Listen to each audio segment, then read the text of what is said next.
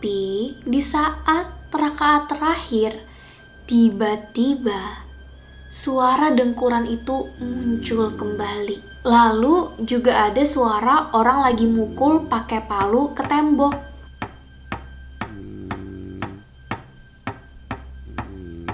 Dan aku pun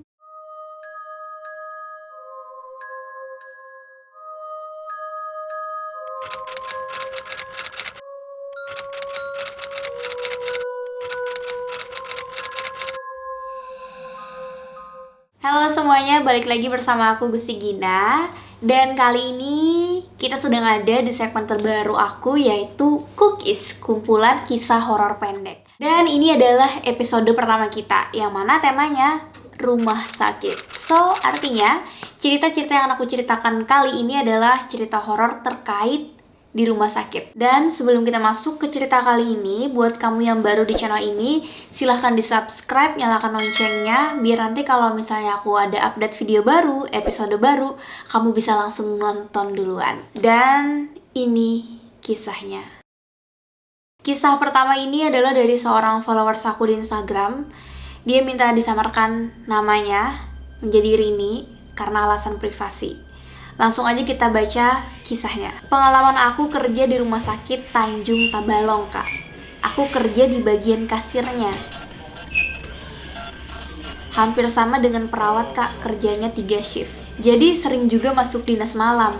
Pengalaman ini aku dapat pada saat aku baru kerja sekitar 1 bulan lebih. Ceritanya waktu itu aku dinas sore. Biasanya jam kerjanya dari jam 2 siang sampai jam 8 malam.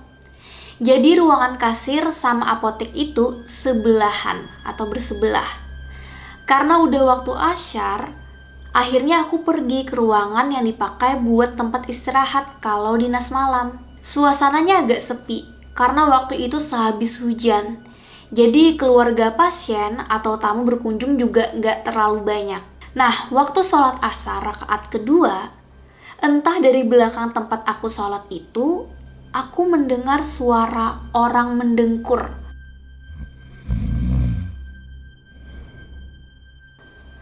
Awalnya sih pelan-pelan aja, tapi lama-kelamaan dengkurannya makin kencang. Aku mencoba untuk khusyuk sholatnya dan mencoba lebih mengingat Allah. Tapi tetap aja suara dengkuran orang tidur itu semakin kencang. Padahal jelas-jelas aku lagi sendirian di kamar itu.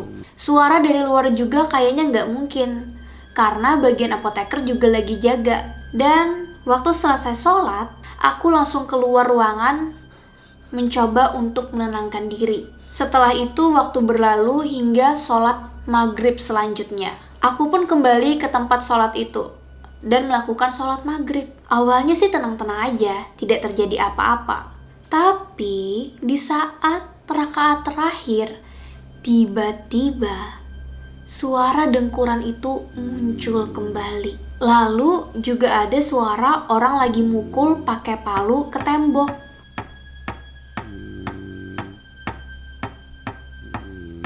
Dan aku pun mencoba untuk positive thinking, karena mungkin memang ada perbaikan di bagian kamar pasien.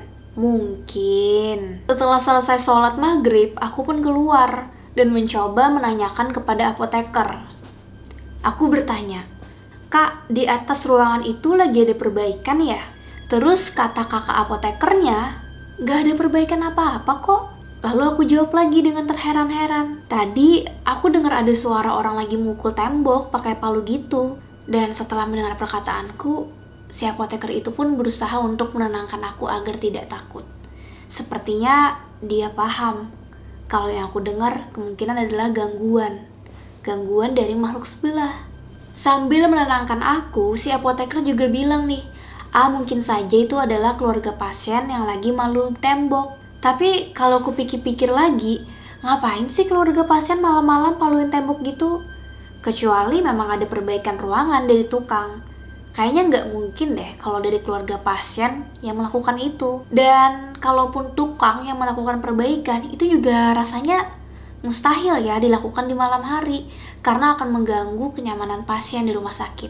Ya, suara itu masih menjadi misterius bagi kami di rumah sakit. Selanjutnya, kalau pengalaman waktu dinas malam biasanya sih di belakang kamar buat istirahat itu ada kamar mandi kan. Nah terus hampir setiap malam, kalau lagi dinas malam itu kedengaran suara orang nyalain keran air. Padahal saat dicek nggak ada siapa-siapa. Selain suara keran air, di sekitaran jam 1 malam itu akan mulai terdengar nih suara orang mandi.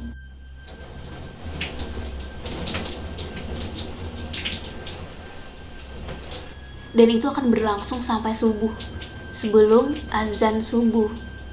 Kalau dipikir-pikir, siapa sih yang mandi selama itu dan sepanjang malam? Hal ini pun berlangsung hampir setiap hari, bahkan sampai sekarang. Mungkin mereka itu cuma mau kasih tahu aja sih kalau mereka itu ada di rumah sakit. Tapi balik lagi kepada kita yang nanggepinnya gimana. Kalau aku sih berusaha untuk cuek aja. Cukup tahu mereka ada dan enggak usah ngeganggu. Ya karena kita punya dunianya masing-masing. Nah terus aku balas kan waktu itu. Kalau itu kan gangguan suara-suara ya. Ada penampakan nggak? Dan dia ngebalas lagi nih. Iya kak, gitulah. Jadi makhluk di sana, mereka itu mungkin mau kenalan sama aku yang anak baru waktu itu. Kalau aku sih nggak pernah ngalamin penampakan atau melihat langsung. Tapi pegawai di sana kak pernah ngalamin sendiri ada penampakan. Boleh aku ceritain juga nih kak? Jadi rumah sakit di Tabalong tempat aku bekerja ini kan baru ya gedungnya. Nah gedung lama itu juga ada, tapi ditempatin akhir tahun 2018 kemarin. Makanya lumayan banyak nih yang pengen kenalan pas awal-awal. Karena baru pindah, jadi masih nggak terlalu banyak alias masih sepi. Kebetulan pada waktu itu satpam itu masih sendirian di sana dan dia lagi duduk-duduk. Dan itu waktunya di pagi hari. Jadi si satpam ini duduk di depan ruangan kosong. Sedangkan pintu keluar itu berada di sebelah kanan dia. Jadi posisinya tuh dia lagi di tengah ruangan kosong itu. Tiba-tiba si satpam ini nantangin. Dia bilang, "Nih, aku punya kopi hitam. Kalau mau, ayo sini kita ngopi bareng." Dan setelah si satpam bilang seperti itu, tidak lama kemudian ada orang yang nengok di bagian pintu sebelah kiri.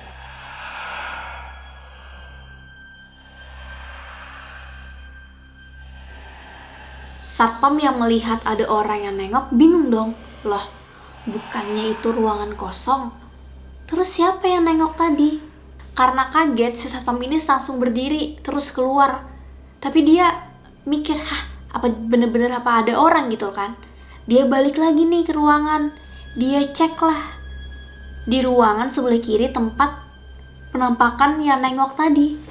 Dan ternyata setelah si satpam cek, di ruangan itu bener-bener kosong, gak ada orang sama sekali. Berarti orang yang nengok melihat si satpam tadi adalah makhluk sebelah.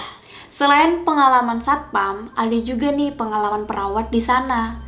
Jadi waktu itu dia udah dinas pagi di rumah sakit. Di malam hari sekitaran jam 1 malam, ada perawat yang datang ke kamar pasien buat meriksa. Katakanlah namanya perawat Boy. Nah karena udah diperiksa sama perawat Boy, si pasien pun bilang nih, "Terima kasih ya nak." Tapi perawat Boy ini cuman senyum, gak ngomong apa-apa, terus pergi. Keesokan paginya, perawat Boy yang asli ini datang ke kamar pasien. Terus si pasien ini cerita, "Malam tadi kamu kan nak yang periksa ibu," kata si pasien. Dan si perawat Boy yang asli ini bilang sedikit kebingungan gitu loh. "Maksudnya bu, saya ini dinas pagi, kemarin saya juga dinas pagi. Jadi kalau misalnya udah dinas pagi, saya tidak dinas malam. Jadi malam tadi saya nggak ada bu." Tapi mendengar jawaban tersebut, si pasien ini malah semakin kekeh. "Enggak kok, bener-bener kamu yang ngecek saya tadi malam," kata si ibu ini, si pasien. Mendengar dari cerita si ibu, perawat Boy ini pun nanya nih ke ibu, ke pasien lebih detail ceritanya. Jadi saat di tengah malam nih, orang, jin atau hantu yang menyerupai perawat Boy ini datang ke kamar si ibu. Dia datang tanpa bilang apa-apa, ngecek infus pasien, ngecek keadaan pasien. Tapi katanya saat si pasien ini ngajak bicara, si Perawat boy jadi-jadian ini tidak mengatakan apa-apa. Karena kejadian ini sempat heboh tuh di antara perawat-perawat di sana. Jadi mereka berkesimpulan, kadang ada saja jin atau hantu yang iseng menyerupai perawat di sana. Syukurnya sih mereka itu gak ngelakuin macam-macam ya kepada pasien yang berbahaya. Cuman ngecek infus doang. Oke, kisah dari Rini sudah selesai sampai di sini. Itu tadi kisah dia yang menjadi kasir di rumah sakit di Tabalong bersama cerita satpam dan juga perawat lainnya.